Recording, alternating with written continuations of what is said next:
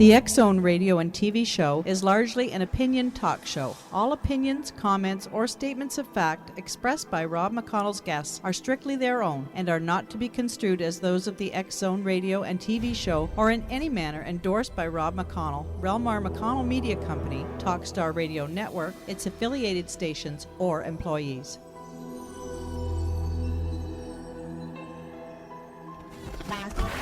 All Hit Radio.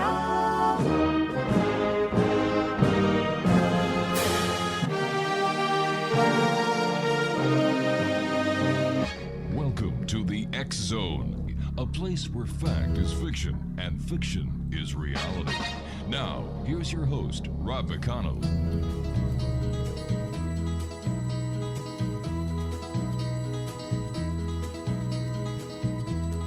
Everybody's talking at me. I don't hear words they're saying, only the echoes of my mind. People stopping still. I can't see their faces, only the shadows of their eyes.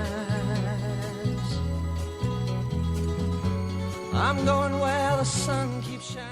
And welcome back to the X Zone, everyone. My name is Rob McConnell, and we're coming to you from our studios in Hamilton, Ontario, Canada, smack dab in the middle of the Great Lakes Triangle on the shores of Lake Ontario between Toronto and Niagara Falls. My guest this hour is Myron Goretzky. He is the chairman of the Coalition for National Referendum. The Coalition for National Referendum is an organization that is working toward having national referendums on important issues such as a National Advisory Referendum on the healthcare bill. Myron holds a Bachelor of Science degree from Northland College in Ashland, Wisconsin, and a Juris Doctorate from New England School of Law in Boston, Massachusetts. Myron was a full-time associate professor at New Hampshire Technical Institute in Concord, New Hampshire, for 12 years prior to becoming the chairman of the Coalition for National Referendum in 1999. And Myron, first of all, welcome back to the X Zone. It's great talking to you again. And I have to ask you this one important question. Why is Thank you for having me back. Go ahead. Why is it taking so long for the U.S. government to get their act together in order to take care of this health bill issue that has got so many people going nuts? Why is it taking so long? Yes. Because there is significant opposition to it. Also, I mean, this is purely political. Mm-hmm. So, and the other part of the point is how many Democrats who are going to vote for it, both in the House and the Senate, are worried about whether they vote for this and whether they get reelected. So that is indeed what the problem is. But what about the poor people who are suffering doing without medical care because they can't afford it? Okay. The theory is that this bill, the thrust of the bill is to cover people who are uninsured, mm-hmm. and that is a wonderful thing to do and a necessary thing that the country should have done many years ago. Unfortunately, that's not what this bill is about. This bill is about cuts that will be made in Medicare. This bill is about a control of the healthcare system in a total sense. And you say, well, that's very conspiratorial and that's not true. Okay, Let's look at the point. Those people who are uninsured will not be insured, and what this bill passes today would not be insured until at least 2013. Wow. Now, right, that's the point. The point is it's going to take at least 3 or 4 years, and then where are we in 3 or 4 years? Do they really get covered? Or does it say, well, wait a minute, I'm sorry, we can't do it this year. We're going to have to put this off a year. Let's look at a comparison. When Medicare was passed in the 1960s, with no computers and no whatever, all people were covered in 11 months. It took 11 months to get everybody up and going onto the system. Now we're talking about that we're going to take 3 or 4 years. That is a significant difference and a real serious question of what this bill is about. Is it possible that President Obama has bitten off more than he can chew pertaining to health care? I don't know that, did he bite off more? The question is I think what the real issues that we're facing here or is a real issue that cuts have to be theoretically made in Medicare. They're not going to be, it's not a sustainable situation. Right. Well, if you just came out and said that directly, you could forget it. The whole Democratic Party can just go home. There's nobody left. Nobody's going to get reelected. And so therefore we have to wrap it in something else. And that's where the complexity comes in. Myron, stand by. You and I have to take our commercial break. We'll be back in 2 minutes. We're talking healthcare this hour, X-Zone. If you'd like to give us a call, 1-877-528-8255. Now, that is toll-free throughout the U.S., Canada, Alaska, and Hawaii. 1-877-528-8255. My email address is xzone@talkstarradio.com. On MSN Messenger, talkstarradio@hotmail.com, and our websites, www.xzoneradio.com and xzonetv.com. Healthcare is a major topic these days, and my very special guest, Myron Goretzky, and I will be talking to you, hopefully answering some of the questions that you've been wanting to find out the answers to on the other side of this commercial break. If you'd like to check out Myron's website, www.nationalreferendum.org. My name is Rob McConnell, and you're listening to the X-Zone right here on the Talkstar Radio Network from our studios in Hamilton, Ontario, Canada.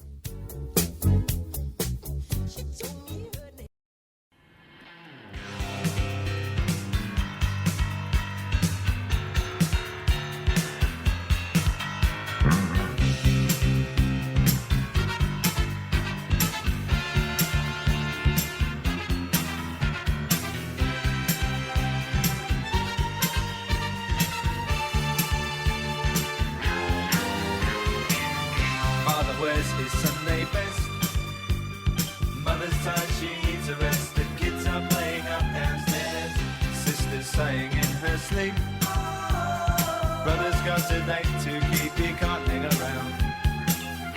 Our house in the middle of our street. Our house in the middle of our house. It has a crowd.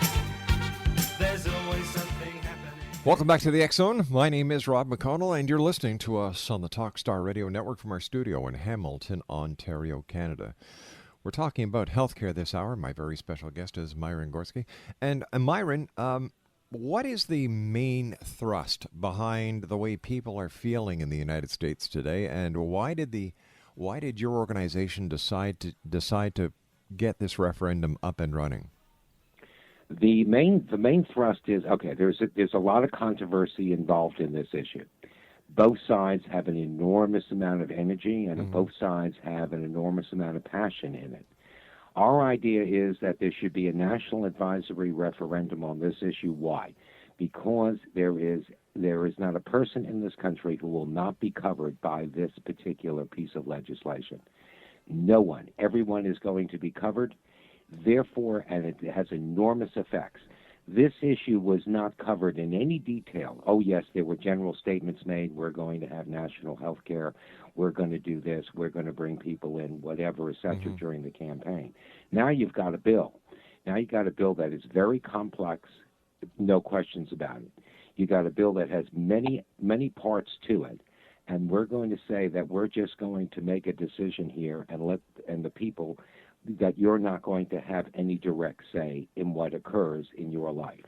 We think not. We think there should be a National Advisory Referendum to decide whether the legislation goes forward or it does not.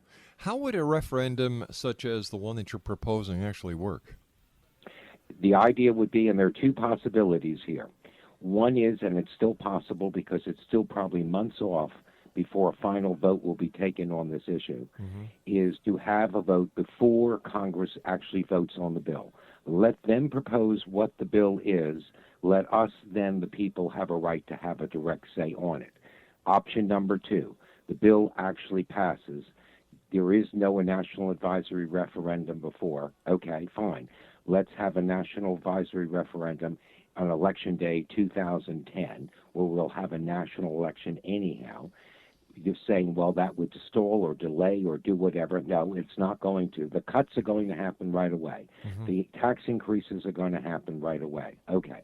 But the main thrust of the bill of covering the additional people and everything else that's involved and all the other pieces won't go into effect until 2013. So there would be no delay in doing that, but the people would have an opportunity to debate this issue and to vote on it.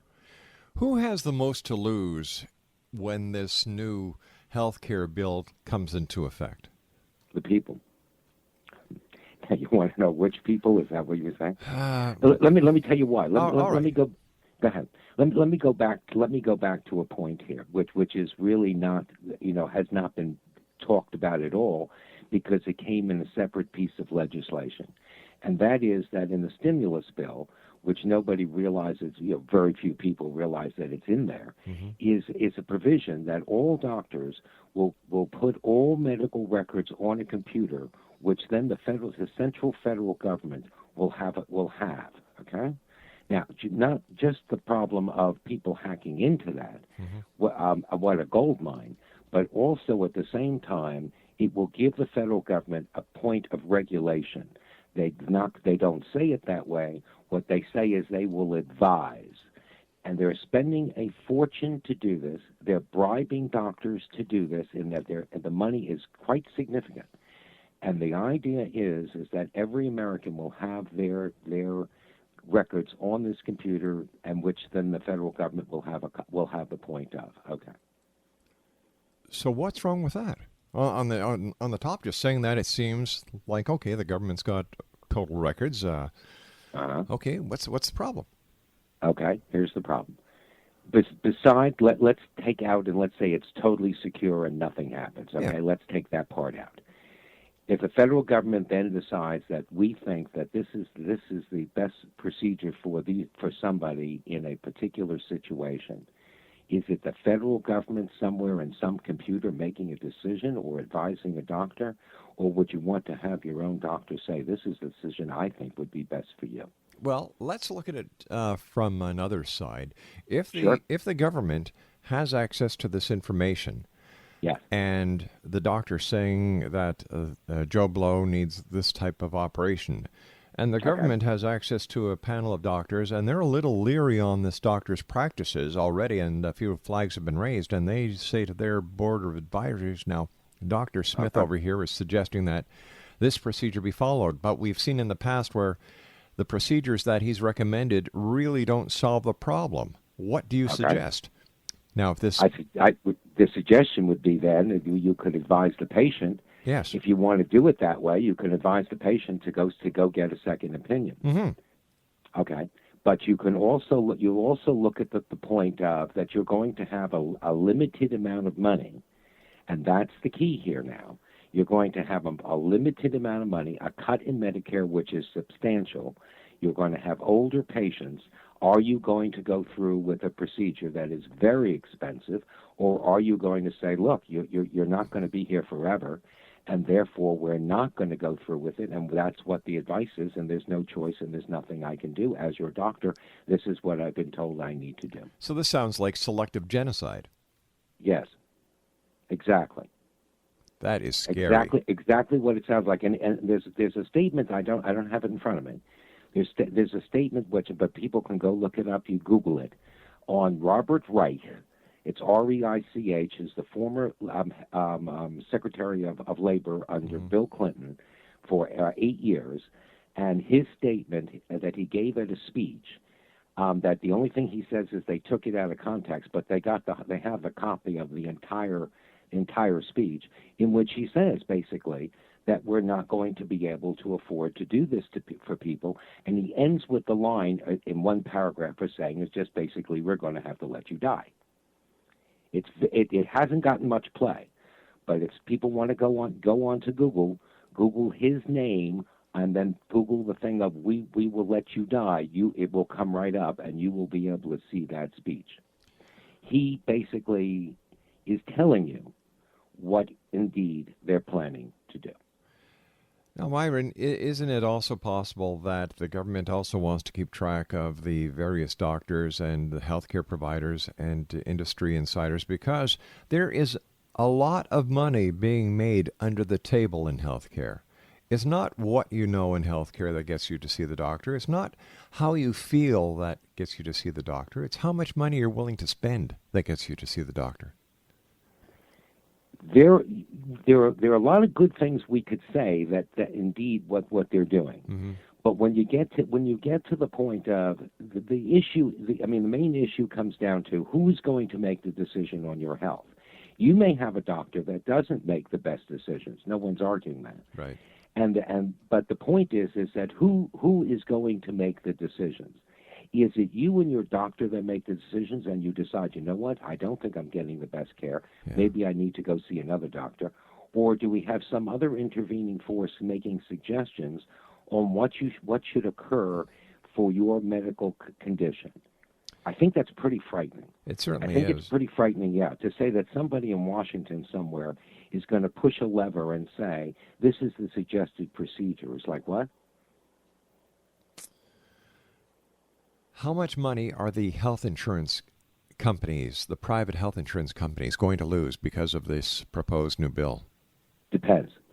If they could make a fortune here, or they could not make a fortune. It depends. There's a provision in the bill for a public option, and the public option would allow.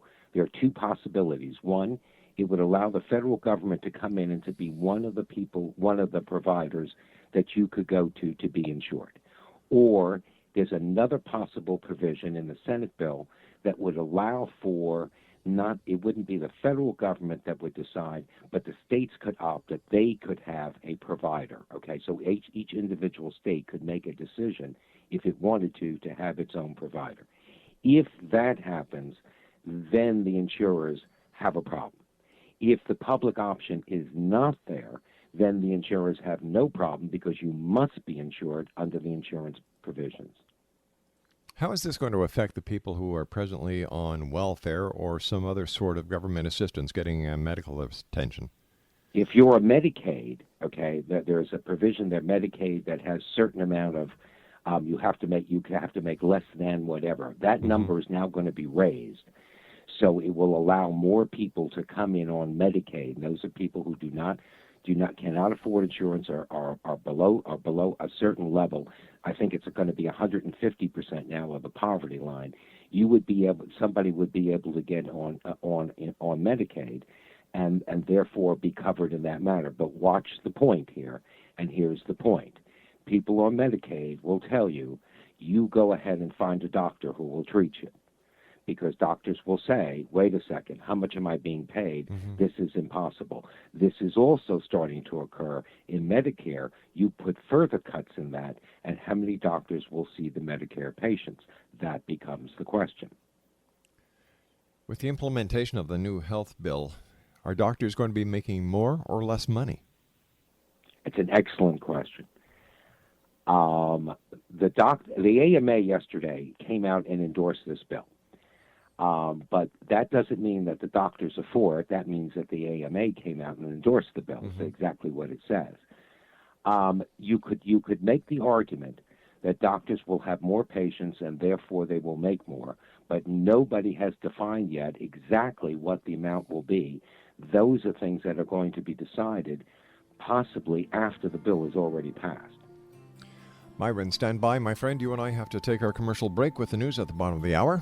This is the X Zone on the Talkstar Radio Network. My special guest this hour is Myron Goretzky. He is the chairman of the Coalition for National Referendums. Their website is www.nationalreferendum.org. That's www.nationalreferendum.org. Myron and I will be back on the other side of this commercial break with the news as we continue live and around the world on the Talkstar Radio Network from our studios in beautiful Hamilton, Ontario, Canada. Guess I'm on my way. Mighty glad you stayed.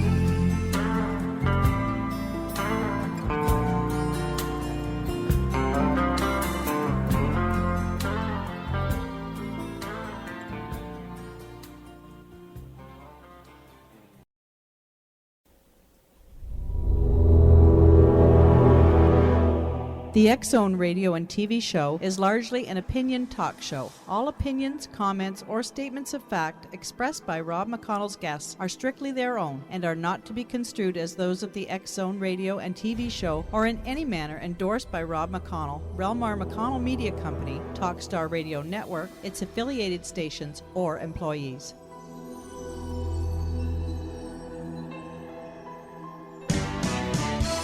Hi, this is Eric Rawls of Cosmoverse.com, and you're listening to Rob McConnell in the X-Zone. Hi, this is Blade Runner, and you are listening to Canada's #1 paranormal radio show, The X-Zone, with Rob McConnell. Hi, I'm Laura Sabrin of Feast to Fields Organic Vineyard in Jordan, and you're listening to Canada's #1 paranormal radio show, The X-Zone, with Rob McConnell. Hi, my name is Lady Ashley, the White Witch of Niagara-on-the-Lake, and you're listening to Canada's #1 paranormal talk radio show, The X-Zone, with Rob McConnell. Welcome to the X-Zone, a place where fact is fiction and fiction is reality. Now, here's your host, Rob McConnell.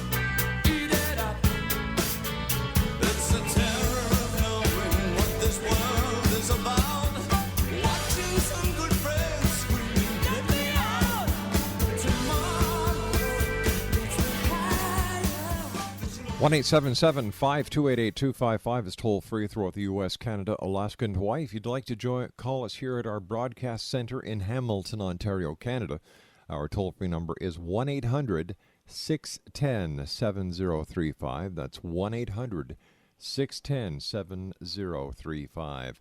My email address, xzone@talkstarradio.com, on MSN Messenger, talkstarradio@hotmail.com, and our websites, www.xzoneradio.com and www.xzonetv.com. Once again, I'd like to say hello to all our friends in Ottawa, the nation's capital, who are listening to us once again on AM 580 CFRA. My guest this hour, X-Zone Nation, is Myron Goretzky. He is the chairman of the Coalition for National Referendum. Website is www.nationalreferendum.com. Here's a question for you, Myron. If a national advisory is held on the health care bill, it will delay a vote on the bill, right?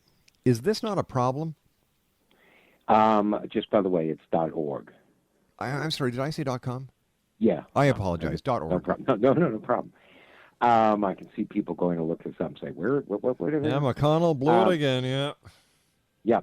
It's the reason that if you had a vote now, okay, if we stop the legislation at this point or at some point before it's actually enacted, and you had a vote, you're not delaying the implementation. You may be delaying the cuts to Medicare.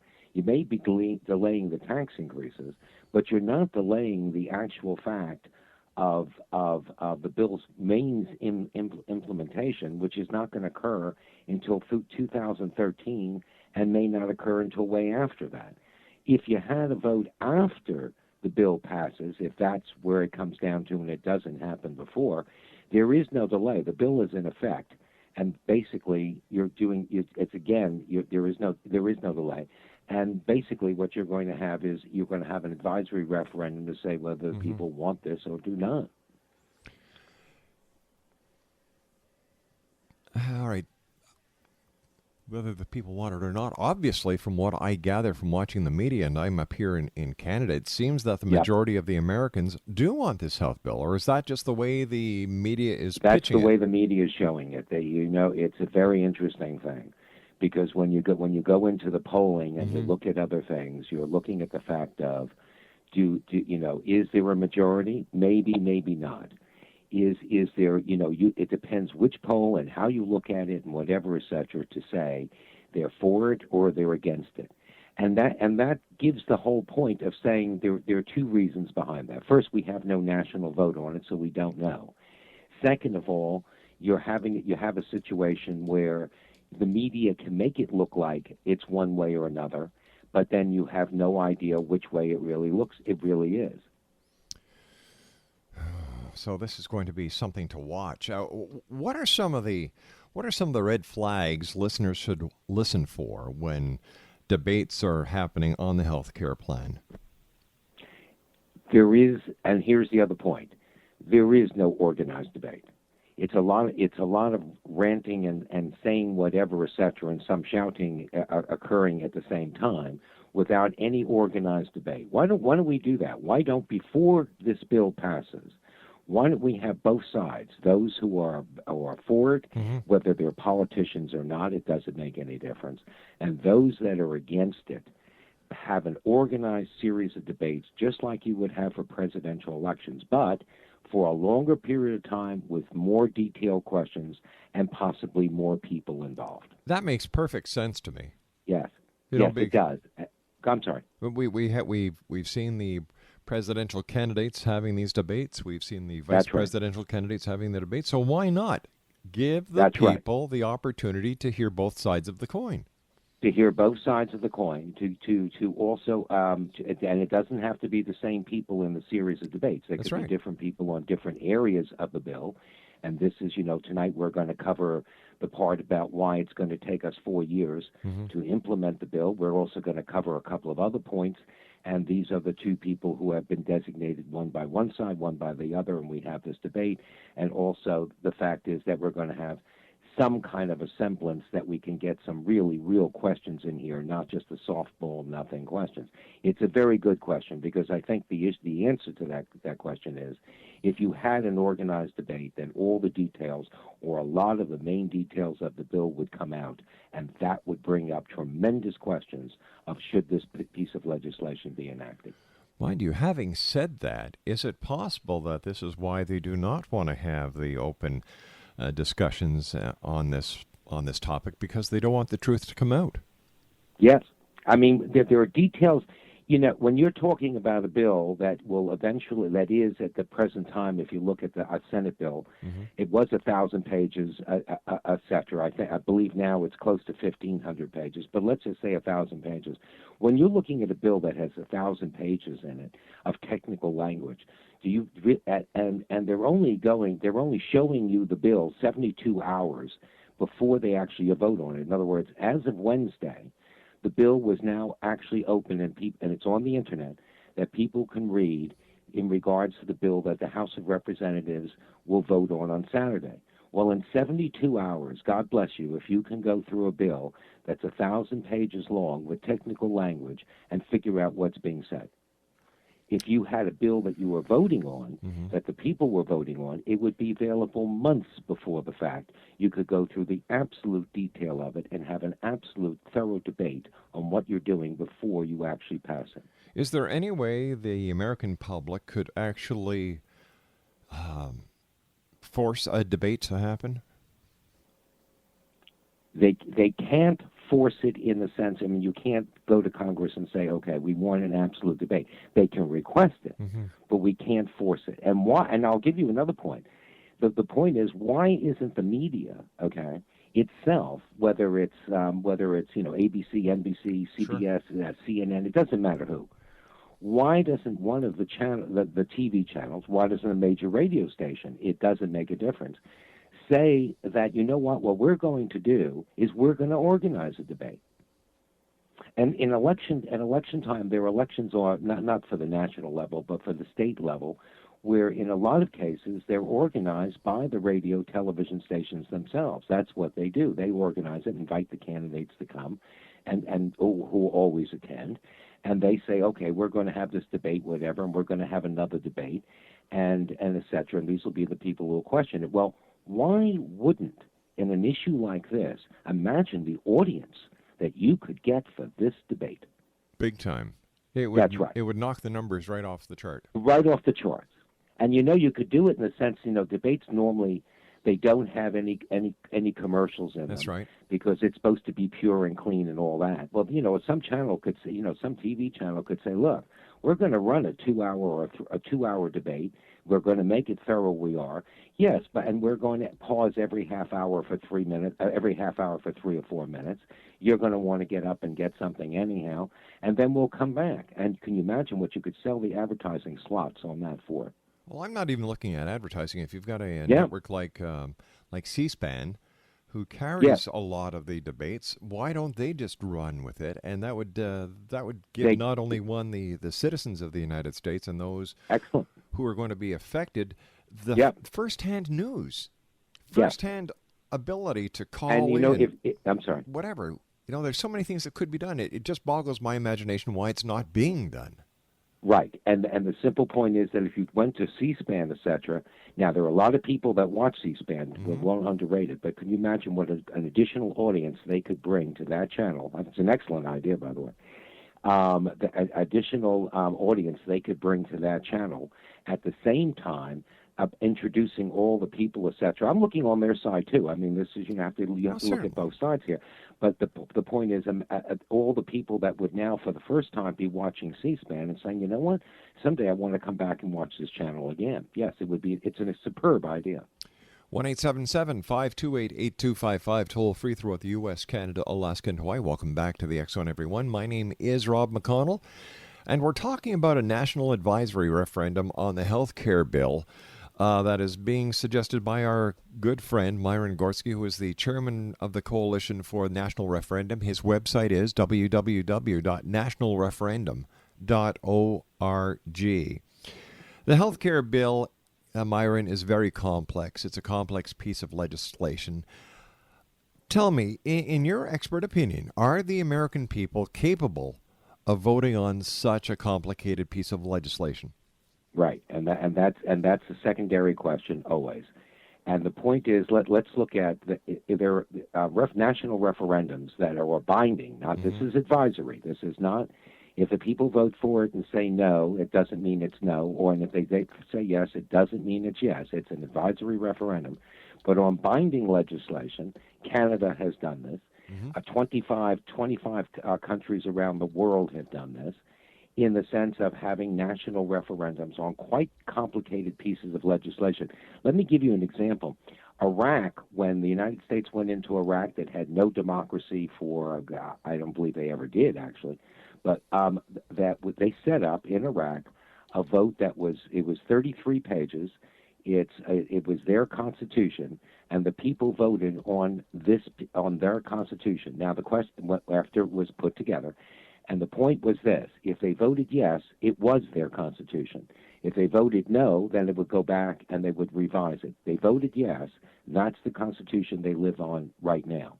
So if you can have a piece of legislation that is that complex, you surely can have people vote in an advisory capacity in this country, which has extraordinary media and outlets and internet and everything else, that et cetera, that Iraq at the time didn't have to the extent the United States does, can surely be able to vote on the bill. But once again, I have to ask the question, does the government really want the population to know what's going on? Or is this their way of masking everything and saying, trust me?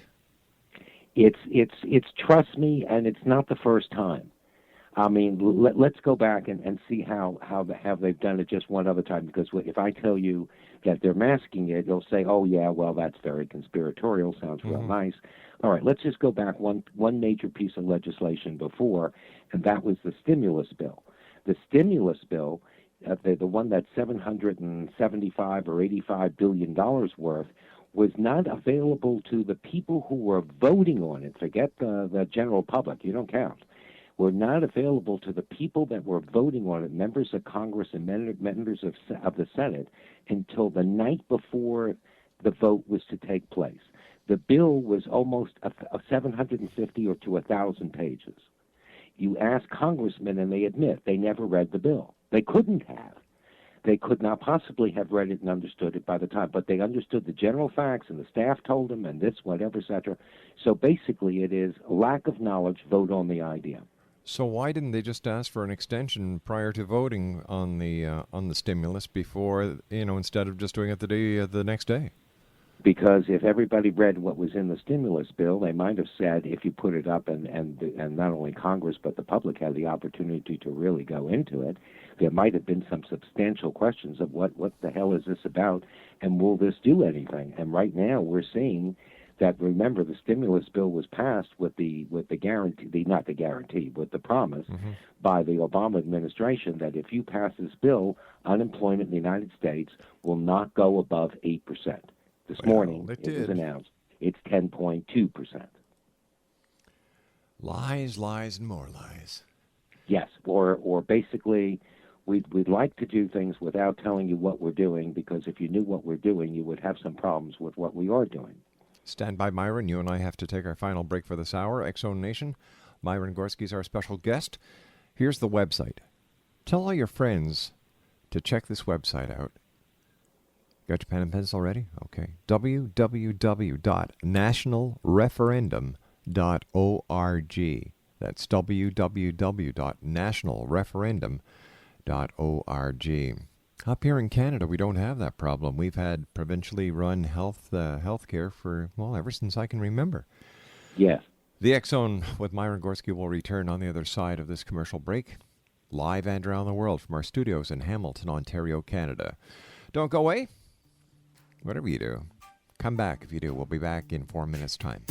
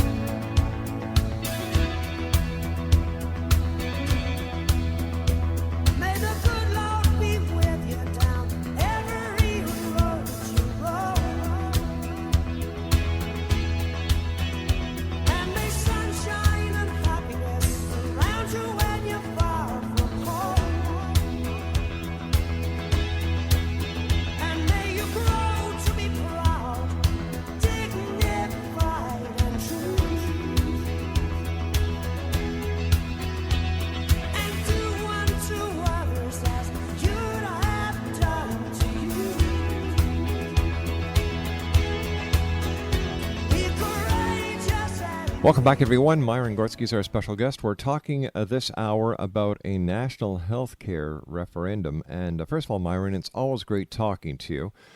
Thank you. Is there anything that listeners can do to try and make sense of what is going on? What can their senators do? What can their congressmen do? What can their assemblymen do? What action can listeners take in order to make sure that they're not shafted by the proverbial bill? Well, there's a thing that happened in the United States when they were doing the bill on immigration. Mm-hmm. This may be forgotten, and it's 2 years ago in the summer. And the point was it had already passed the House of Representatives, and the assumption was it was going to pass the Senate. The game was over. They were going to vote on it within a couple of days, and there was nothing, absolutely nothing the American people could do. And what happened is that enough people got on the phone to call their United States senators that there were 3 phone lines coming into the United States Senate. It shut all 3 down because of the volume of calls. The Senate stopped the bill and did not vote on it. So people still have power. Tremendous. And they have more power now than they realize, because here's where this bill is at the moment. The House of Representatives will pass it tomorrow. That's a done deal. Otherwise, they would never bring it up for a vote. And there's probably nothing that at this point it's just coming to be too late to do anything. But on the Senate level, the deal comes down to is if one Democrat, unless they have a hidden Republican vote there somewhere, which I suspect they do, but if one Democrat, United States Senator, does not vote for this bill, for the cutting off of the filibuster that's going to be automatic under the Republicans. They're going to do it immediately. Just one senator does not vote for it, one Democrat, then at that point, that's it. The bill has to stop. Because if there'll be a filibuster, they can withdraw the bill, they can rewrite it, they can do whatever, they can bring it back again, but it would be stopped for the time being. So therefore, in every state that has a Democrat or two who are United States senators, it only takes one of all of them, of those 60, only one says, no, I've heard from my constituents, and the answer is no, I cannot vote to let this bill go forward. The bill stops. That's the power people have right now. I think people forget how much power they do have when it comes to the government, because the government is for the people, by the people. Yes. Myron, yes. As always, time goes by so fast when you're with us. Right. I do hope that I have the opportunity of speaking to you again in the near future. And from I everyone hope so. here, thank you very much for joining us tonight here on the X-Zone. Thank you very much for having me. X-Zone Nation, Myron Goretzky is my special guest this hour. Here's the website. Take down this website and contact all your friends and have them check it out. www.nationalreferendum.org. That's www.nationalreferendum.org. My name's Rob McConnell, and this is the X-Zone, a place where people dare to believe and dare to be heard, Monday through Friday from 10 p.m. Eastern until 2 a.m. Eastern. Then the broadcast show is repeated in its entirety from 2 a.m. until 6 a.m. 1-877-528-8255 is our master control number. If you'd like to talk to me here in the X-Zone during regular business hours, 1-800-610-7035. We'll be back on the other side of the news. Don't go away.